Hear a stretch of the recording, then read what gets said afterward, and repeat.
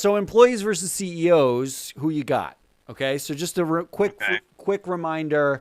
I generated a chart maybe 2 months ago where I looked at employee share ownership through their share plans versus total CEO and named executive officer ownership. So I wanted to answer the question, what FANG company employees can outvote their CEOs, outvote effectively named executive officers? And you have like Bezos, who owns 16% of Amazon. The employees can't outvote him. You have Google, who, and Facebook, who are owned by Zuckerberg and Sergey Brin and Larry Page. Employees can't own them. But Apple, Microsoft, and Netflix popped as companies where employees have significant amount of share leverage over just the CEO and named executive officers. So where does that put Disney? Disney is actually pretty low on this list, and this is answering that specific question. The share plan ownership at Disney is just over 1% for the employees. Employees own just over 1% through the share plans. And if you're watching online, Matt has a nice chart up. Can you tell me what the colors mean on this chart? The colors are about vested versus unvested shares, okay. Like how much the manner of ownership. So at Amazon, just by reference, the total employee ownership, vested and unvested, sits at around 6%.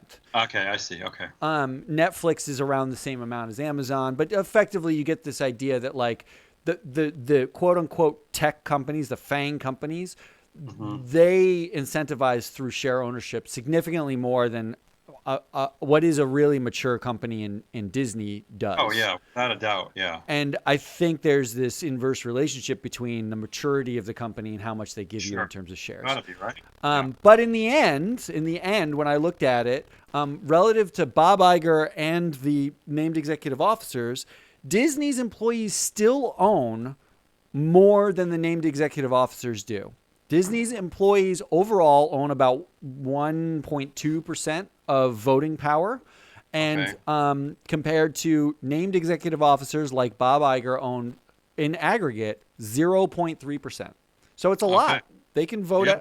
So in the war of CEO or employees versus CEOs, when it comes to who owns the shares and who can vote their proxies, employees win.